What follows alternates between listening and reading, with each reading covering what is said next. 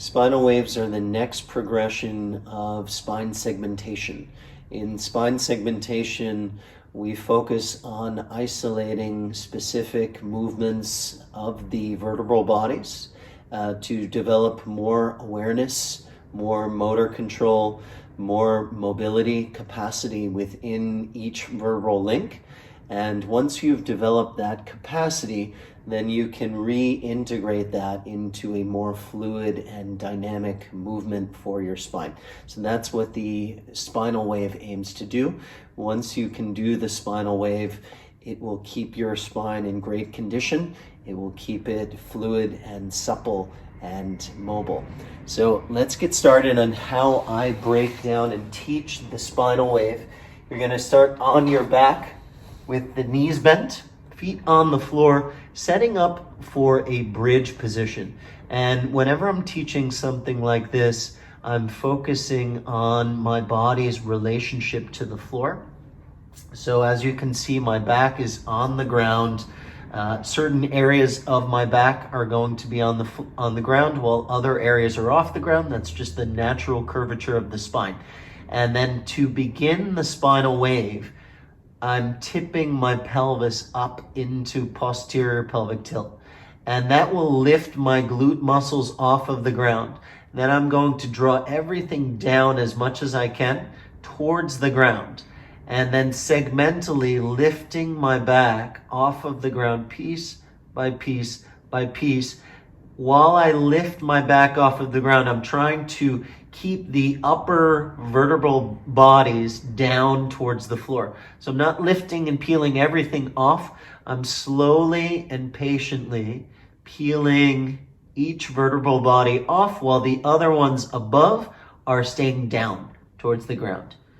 And then once I get to the top of this position where only my shoulders are on the ground, I'll lead with the hips in anterior pelvic tilt. So I'm arching the back down to the floor so that only my shoulders and hips are on the floor. And then I'll start the wave again by tilting my pelvis up so that the glutes come off of the ground. Everything else is down towards the floor, and then slowly peeling the spine off of the ground. One more time, bringing the hips down, arching, and then tilting the pelvis up, pushing down the links above the wave and coming up. So once you get that motion, then you make it a little bit more fluid. At first, use the floor though to give you feedback so that you really understand the motion. Once you've had that position, then we're going to do it against the wall. We're using the wall in the same way that you're using the floor. So my back is going to be against the wall here, a little bend in the knees. And what I want to draw your attention to is that, again, certain areas of my back are on the wall, certain areas are not, and that is the natural curvature of the spine. I'm not trying to do anything yet. My first movement, again, is going to be to tilt the pelvis up into posterior pelvic tilt, draw my front muscles back against the wall, and then slowly peel my back off of the wall. This time I can incorporate the neck, so the neck comes away from the wall. So once I get to the neck and the chin is lifted, I'm going to immediately bring the hips back to the wall in the arched position.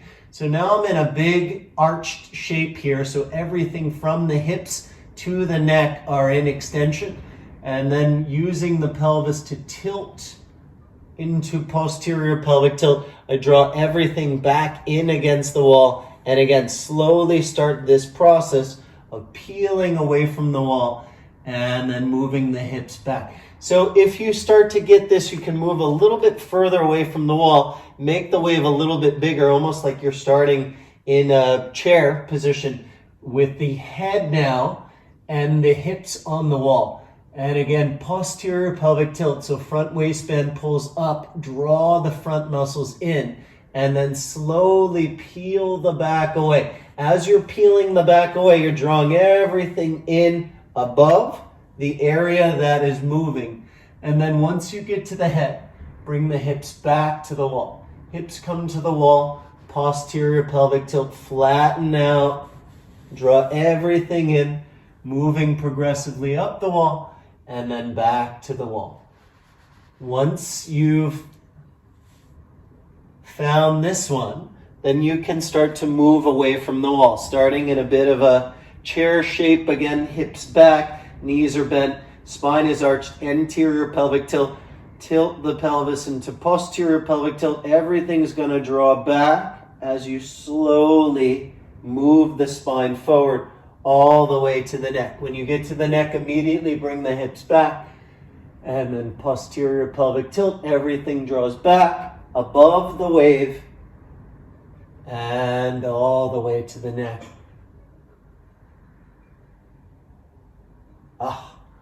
And it just feels absolutely wonderful once you get into that fluid wave-like motion. That is the sagittal plane spinal wave.